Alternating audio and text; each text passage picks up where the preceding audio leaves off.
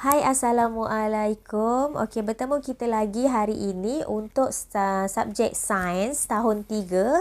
Okey, untuk subjek sains tahun 3 hari ini masih lagi dalam unit 3 manusia, tapi cikgu akan masuk kepada tajuk kecil iaitu kelas makanan. Okey, apa itu kelas makanan? Okey, ada berapa kelas makanan? Okey, apa makanan-makanan dia?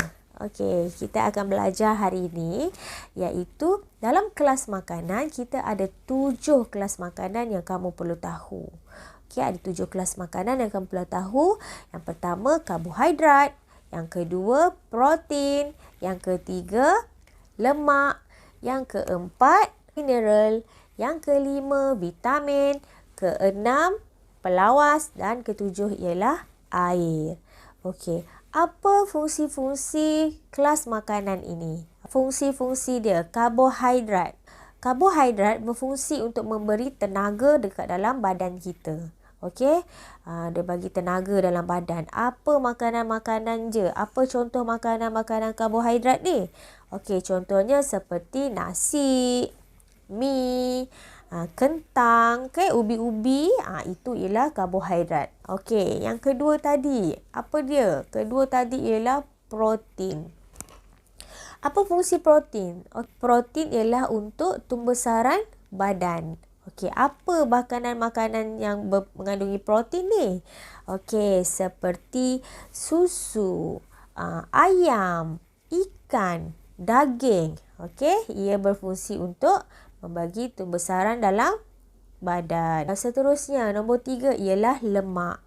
Perlu ke lemak? Okey, boleh ke kita makan lemak ni? Kenapa lemak perlu untuk badan? Lemak perlu untuk badan ialah ia berfungsi untuk memanaskan badan. Kalau tak ada lemak dalam badan, tak boleh juga. Kita tak akan sihat.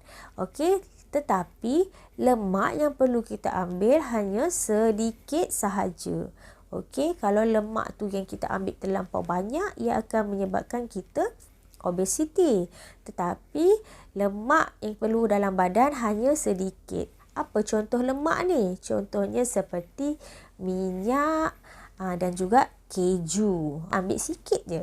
Okey, seterusnya, apa lagi? Yang keempat. Keempat ialah mineral. Mineral berfungsi menjaga kesihatan badan. Okey, contoh mineral, garam, ikan bilis. Okey. Seterusnya ialah vitamin. Vitamin pun sama juga macam mineral tadi, dia berfungsi untuk menjaga kesihatan. Apa contoh-contoh vitamin? Senang je. Contoh vitamin ialah buah-buahan dan sayur-sayuran. Contoh buah-buahan, limau, sayur sawi, sayur daun-daun, sayur hijau. Seterusnya ialah pelawas. Penting ke tidak pelawas ni? Pelawas ini penting untuk badan. Memang pelawas penting untuk badan. Kenapa pelawas penting? Untuk membantu kita punya badan ni daripada sembelit. Okey, pelawas untuk mencegah sembelit. Jadi, bila kita makan makanan yang berunsur pelawas ini, dia dapat membantu kita mudah untuk buang air. Okey, jadi dia akan mencegah sembelit. Contohnya ialah buah-buahan dan sayur-sayuran. Okey, memang kita kena makan banyaklah buah-buahan dan sayur-sayuran ni. Okey, yang terakhir ialah air. Apa fungsi air dalam badan? Dah tentu fungsi air dalam badan ialah untuk mengawal suhu badan supaya badan kita berada dalam suhu yang normal. Tidaklah badan kita ni terlampau panas, kan?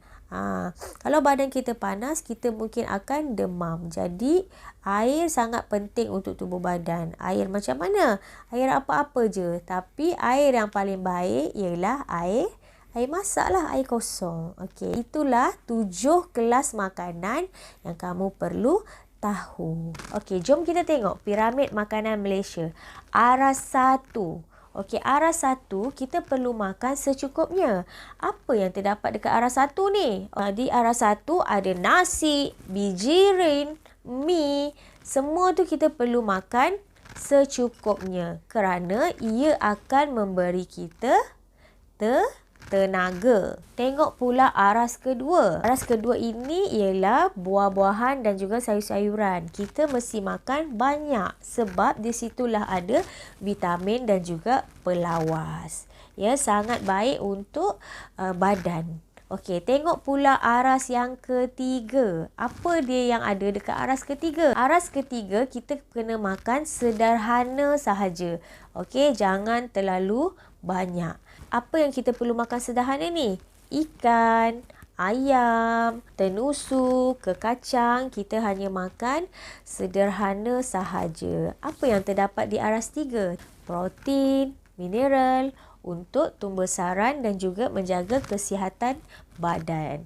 Okey, terakhir sekali ialah aras keempat. Aras keempat, kita hanya perlu makan sedikit sahaja, iaitu minyak, garam, gula, okey, lemak lah. Lemak kena ambil sikit sahaja, jangan berlebihan. Kerana kalau dia lebih, dia akan memudaratkan kesihatan.